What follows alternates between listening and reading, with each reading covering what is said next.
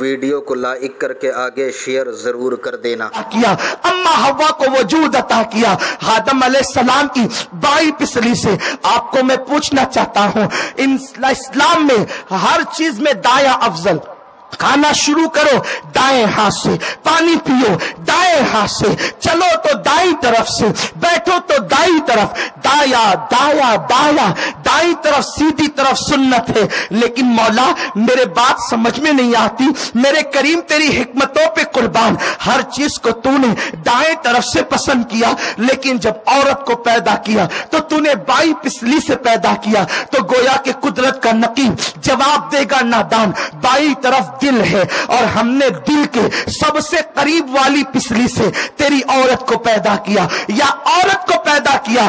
عورت نہ پیر کی جوتی کا نام ہے، عورت نہ سر کے تاج کا نام ہے، عورت دل کے قریب کی پسلی کا نام ہے. اسی لیے اسے دل میں رکھا جاتا ہے، اسے دل میں جگہ دی جاتی ہے. اے خاتون جنت کی کنیز ہو. تو بہرحال میں دور نہ نکل جاؤں، اس لیے عرض کر رہا تھا آدم علیہ السلام نے اپنی طرح حسن کا پیکر دیکھا، اپنی طرح حسن کا مجسمہ دیکھا. تو آدم کو جب عورت نظر آئی تو مرد کی فطرت ہے، جہاں عورت دکھی کشش ہے عورت کے اندر، مرد اس طرف بڑھتا ہے. اللہ کے نبی حضرت آدم علیہ السلام اما حوا کی طرف بڑھے. حوا کس کے لیے پیدا کی گئی؟ آدم کے لیے، کیونکہ اور کوئی مرد تو ہے نہیں. گویا کہ اس اعتبار سے حضرت حوا صرف آدم کے لیے ہے. اور جو عورت جس مرد کے لیے نکاح سے پہلے مختص کر دی جائے، اسی مختص کرنے کو منگنی کہتے ہیں. اللہ اکبر. حضرت آدم علیہ السلام اپنی منگیتر کی طرف بڑھتے ہیں. اللہ فرماتے رکو رکو آدم رکو، ابھی بات نہ کرنا. اللہ یہ تو میرے لیے پیدا ہوئی، میں بات کیوں نہ کروں؟ ارشاد ہوا آدم ابھی نکاح نہیں ہوا تیرا، اس لیے بات نہ کرنا. اب میں تم سے پوچھنا چاہتا ہوں، مغربی تہذیب میں ڈوب کر اپنے ہاتھوں سے اپنے پیر پہ کڑھاڑی مارنے والی میری قوم کی بیٹی بتا، جب شوہر آدم جیسا معصوم ہو اور بیوی حوا جیسی محفوظ ہو، حوا جیسی عورت کون؟ جس کی اولاد میں نوح جیسے بیٹے، شیس جیسے بیٹے، ابراہیم جیسے بیٹے، اسماعیل جیسے بیٹے، موسیٰ جیسے بیٹے، عیسیٰ جیسے بیٹے، مصطفیٰ جان رحمت جیسے بیٹے. تمام مردوں کی ماں حوا، اکثر عورتوں کی ماں حوا. اللہ اکبر. ایک جان سے اللہ نے مرد عورتوں کو پیدا کیا. میں نے قرآن کی آیت پڑھی، اس مرد اور عورت کا کی طرف جو اشارہ کیا گیا ہے اس سے آدم و حوا ہے. آپ مجھے بتاؤ، حوا جیسی نیک عورت ہو، آدم جیسا معصوم مرد ہو، جنت کا ماحول ہو، جس کے بارے میں قرآن کہتا ہے الا قیلا سلاما سلاما، جہاں صرف سلامتی سلامتی ہے، وہاں عیاشی نہیں، وہاں بدکاری نہیں، وہاں فحش گوئی نہیں، وہاں فحش کلام نہیں، وہاں لغویات نہیں، وہاں خرافات نہیں، وہاں گناہ نہیں، گناہ کا تصور نہیں. اللہ اکبر. ایسی پاک دامن حوا ہے، ایسے معصوم آدم ہے. لیکن منگنی کے بعد، منگنی کا مفہوم میں نے پیش کر دیا اس معنی میں کہ مختص کر دیا آدم کے لیے. آدم بڑھ رہے ہیں، اللہ کہتے ہیں بات نہ کرنا جب تک نکاح نہ ہو.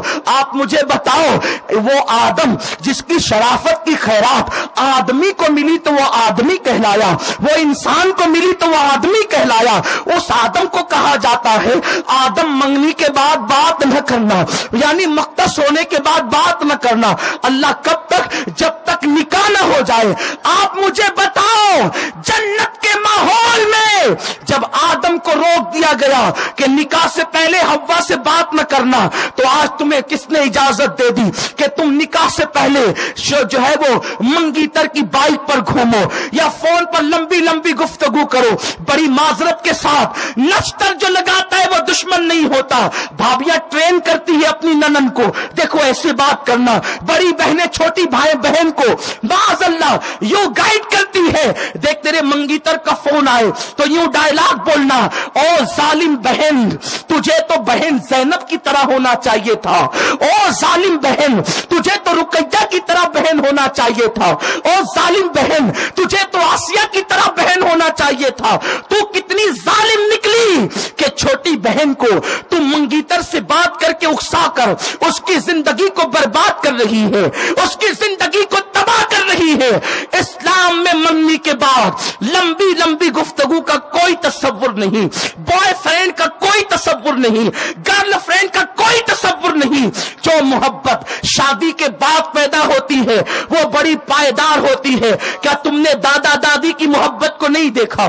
بوڑھے ہو گئے لیکن اتنا پیار ہے کہ دیکھ کر کے دل اش اش کرتا ہے، طبیعت جو ہے بے چین ہوتی ہے۔ اللہ اکبر، کیسی محبت ہے۔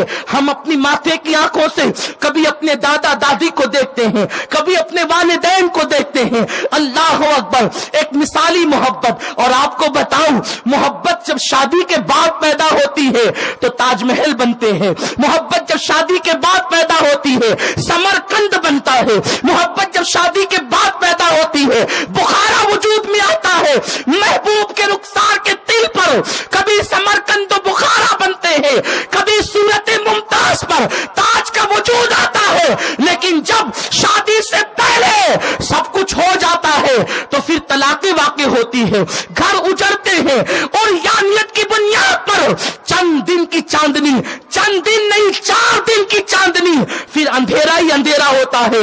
آؤ اپنی قوم کی بیٹیوں کو سکھا دے کہ منگنی کے بعد منگی تر سے کوئی تعلق نہیں ہوگا، ہوگا تو نکاح کے بعد ہوگا، ہوگا تو شادی کے بعد ہوگا، اور پھر شان سے ہوگا کہ شریف کی بیٹی کا انداز یہ ہے، غریب شوہر مل جائے اس کے ساتھ بھی نباہ کرتی ہے، امیر شوہر مل جائے اس کے ساتھ بھی نباہ کرتی ہے، عادل ملے اس کے ساتھ بھی نباہ کرتی ہے، ظالم ملے اس کے ساتھ بھی نباہ کرتی ہے۔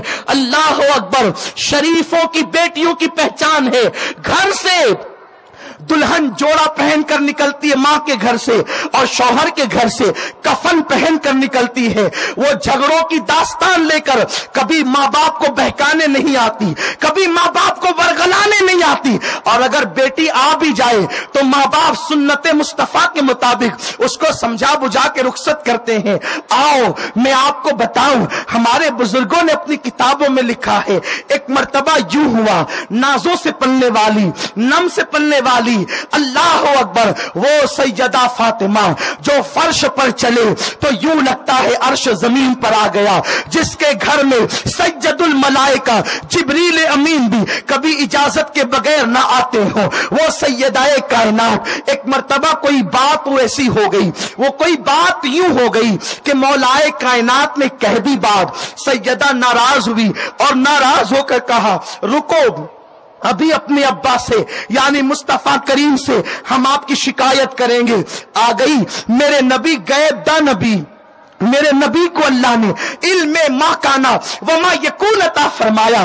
اس کے بعد سیدہ کا گھر اور آقا کے گھر میں صرف ایک دیوار کا فاصلہ تھا، اپنی پیوندوں والی چادر اوڑھی اور اوڑھ کر دروازے پہ آئی، دستک دیا، اوپکا کریمہ کا دروازہ کھولے، آقا کریم نے اندر سے پوچھا کون ہو تم؟ سیدہ کی آواز تو آقا جانتے تھے، اماں عائشہ صدیقہ کہتی ہے حضور کی آواز سے سب سے زیادہ اگر کسی کی آواز مشابہ تھی تو سیدہ فاطمہ کی آواز، حضور کے کردار سے سب سے زیادہ کسی کا کردار مشابہ سیدہ فاطمہ کا، حضور علیہ السلام کی سخاوت سے سب سے زیادہ کسی کی سخاوت مشابہ تھی تو سیدہ فاطمہ کی سیرت میں، صورت میں، بولنے میں، چلنے میں، اٹھنے میں، بیٹھنے میں، حیا میں، کردار میں، گفتار میں، رفتار میں، انداز میں وہ اپنے بابا مصطفیٰ جان رحمت سے بڑی مشابہ تھی۔ آواز آئی، دروازہ تو کھولیں، اندر سے آواز آئی کون ہو تم؟ اللہ اکبر، زمین نیچے سے، پیروں کے نیچے سے نکل گئی، کبھی یہ لہجہ بابا کا نہیں دیکھا، کہا کون ہو تم؟ اس کے بعد عرض کی آقا میں آپ کی بیٹی فاطمہ ہوں۔ اندر سے آواز آئی کون فاطمہ ہو تم؟ اللہ اکبر، یہ لب و لہجہ میرے رسول نے کہا کون فاطمہ ہو تم؟ کہنے لگی یا رسول اللہ حسنین کی امی فاطمہ۔ کہا کون فاطمہ حسنین کی امی؟ کہا حضور آپ کی بیٹی فاطمہ۔ کہا کون میری بیٹی فاطمہ؟ تو کہا حضور بندہ پرور آقا علی کی بیوی فاطمہ۔ علی کا نام لیا تو آقا نے کہا فاطمہ شوہر سے ناراض ہو کر آئی ہے، آج میرا دروازہ تیرے لیے نہیں کھلے گا، جا پہلے علی کو راضی کر لے، اس کے بعد آنا۔ اور فاطمہ سن، اگر یہاں علی کو ناراض کر کے آئی تو تیرا بابا مصطفیٰ آج تجھ سے نہیں ملتا، اور اس حالت میں تیرا انتقال ہو گیا تو قیامت میں بھی میں تجھ سے ملاقات نہیں کروں گا، جا پہلے علی کو راضی کر، اس کے بعد آنا۔ سیدہ گئی، اب اپنا دوپٹہ مولائے کائنات علی کے مرتضیٰ کے قدموں میں رکھا، کہا علی مجھے معاف کر دو۔ علی یہ مرتضیٰ مسکرا کر کہتے ہیں فاطمہ میں تو تم سے ناراض نہیں ہوا تھا، تم ہی تو ناراض ہو کر کے گئی تھی، میری جان میری فاطمہ میں نے تمہیں معاف تو کر دیا، جاؤ میں تم سے راضی ہو گیا۔ مولائے کائنات علی کے مرتضیٰ نے ہماری مقدس ماں سیدوں کی ماں جب فاطمہ کو مسکرا کے معاف کیا، اتنے میں میرے آقا اندر تشریف لائے اور دونوں کے سر پہ ہاتھ رکھ کے دعائیں دی، اللہ تمہاری محبتوں کو قائم رکھے، تمہاری نسل میں برکت عطا کرے۔ ضرور کر دینا۔